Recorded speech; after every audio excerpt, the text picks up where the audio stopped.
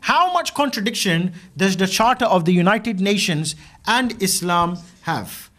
We take what Abdullah ibn Abbas he said, because he is Sahabi, from the greatest of the Mufassirin. He said to take jizya from the Ahlul Kitab.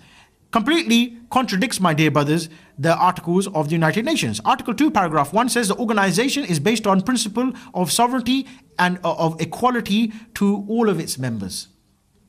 Equality to all of its members.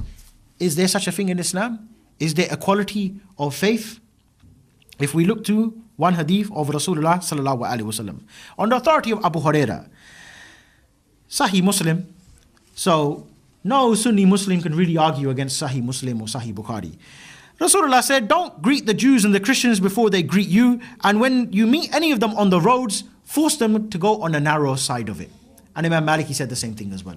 In fact, Umar ibn Khattab, who Rasulullah sallallahu alaihi wasallam, he said that if there was to be another Nabi after me, it would be Umar ibn Khattab in his own charter, not charter of United Nations, in his charter with the people of Sham, with those Christians of Sham, in his charter was Kafir and Muslim, they're not allowed to wear the same clothes as one another. If the Muslim, he comes out on the day of Eid and he sees Kafir with nice clothes, the Kafir has to take his clothes off and give it to the Muslims. The Kafir, when he walks inside the street, he has to wear a red belt around his neck, and he has to have his forehead shaved, and he has to wear two shoes which are different from one another. He's not allowed to walk on the pavement. He has to walk in the middle of the road, and he has to ride on a mule. And that's only for the adults, not for the children. And you can see how Islam would make the child become a Muslim. The kafir, or the child growing up in a state of kufr, he will turn to Islam. Why? Because the child will be walking along with his dad. He said, Dad, yeah, why you got your forehead shaved? I don't know whether these Muslims, they make me do it. Why you got to walk? Why can't you ride the animal? Like the Muslims, they ride the animal like this. Why are you walking with both legs dangling on the side of the donkey?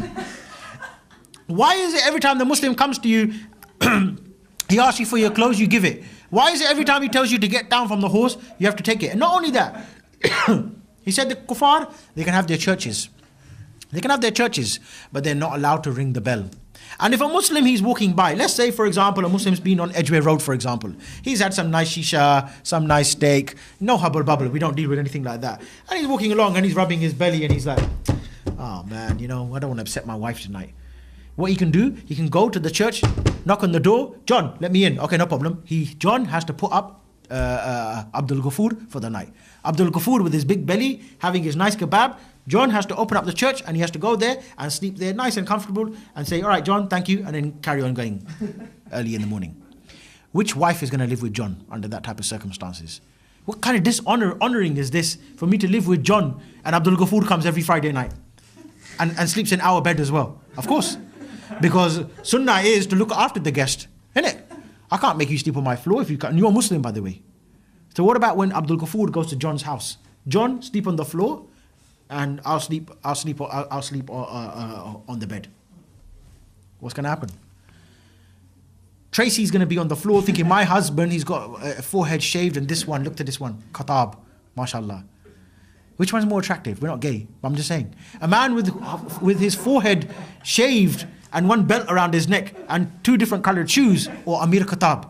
Amir Khattab, we're talking about here now, with that nice Chechen hat, big beard, a bit to the side, yeah? And he's got the badges there, la ilaha illallah, la ilaha illallah, yeah? And he's got a big gun, and he's got a big camouflage jacket on, nice boots, gloves as well. Even if he's got a couple of fingers missing, still looks attractive, yeah? What's Tracy gonna do? John's in for a problem. He just let him in for a kebab, he lost his own wife as well. So everyone's going to become Muslim. That is, my dear brothers, the Islamic State.